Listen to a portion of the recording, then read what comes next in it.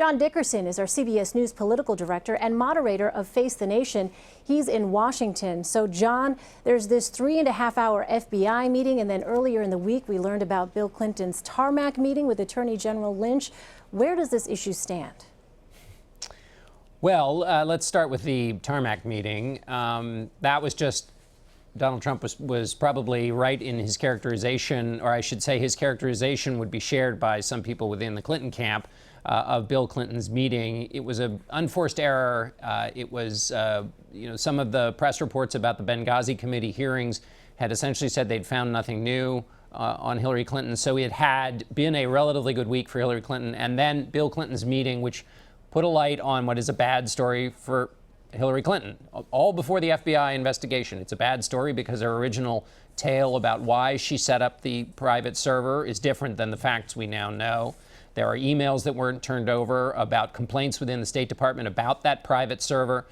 Today, Adam Schiff, the ranking or top Democrat on the Intelligence Committee, said in a time of cyber espionage, it's possible that it could have been hacked, and certainly that it was not as secure a system as one would want for the Secretary of State with sensitive material that she's emailing about. So that's all alive and still very bad. In terms of the 3.5-hour interview, the question really is what happens in the end with the determination by the FBI. Senator Lindsey Graham said he would live by whatever the FBI decided. And that's probably good news for Hillary Clinton, because you certainly will see Donald Trump say that if the FBI decides in her favor, so to speak, then he'll continue to say the system is rigged, that's not a fair determination. And you can imagine that he'll talk extensively about asking that her 3.5-hour interview be released, much in the same way the Clinton people asked for his tax returns to be released, something that probably won't get released, but that he'll try to make a lot out of in saying that something's being hidden. Let's talk about the timing here, John. The Democratic convention is 3 weeks away. How significant is the when here within these next few weeks when a decision from the FBI might come out? Well, obviously, if it's a decision in which Hillary Clinton is nothing, there are no charges brought up, or she's not indicted or anything like that, it will be a good piece of news before her convention, the Democratic Party unifying. It allows her to say, this is behind me, that nothing was found. Obviously, if it's the alternate result, that will be a huge rain cloud over the convention.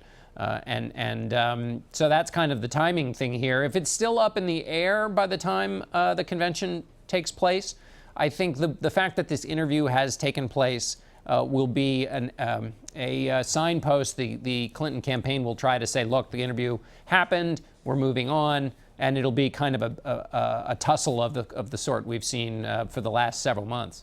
So the backdrop to all of this is a new poll that shows voters say Donald Trump is more honest and trustworthy than Hillary Clinton. He leads her 45-37.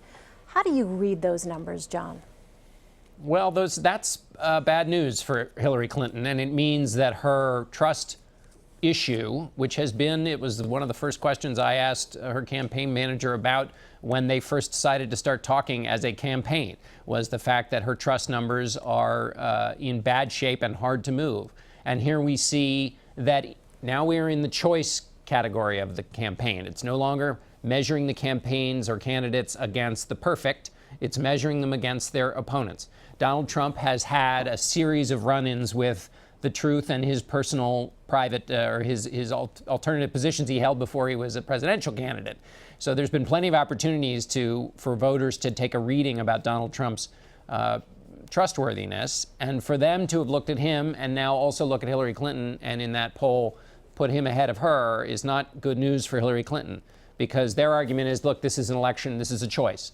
Stop measuring her against some perfect standard, measure her against Donald Trump. Now, that's one poll. It's registered voters, not likely voters. There are a number of reasons we shouldn't go pressing on these numbers too hard, the way we shouldn't about any numbers at this point in a campaign. But we are at a stage where people are looking at the two candidates together, and it just gives you some indication of how tough that trust question is for Hillary Clinton. And it's tough because it's hard to change those numbers. So, and the question then finally that's most important is, how much will voters care about the trust issue? In both the primaries, we saw voters who said, I may not trust the candidate, but I'm going to vote for them anyway. In other words, trust may not be the big thing that people base their vote on. They may be okay with a candidate they don't trust, but who they think will be working for policies that will benefit them in their lives. All right. John Dickerson in Washington for us. John, thank you. Thanks, Elaine.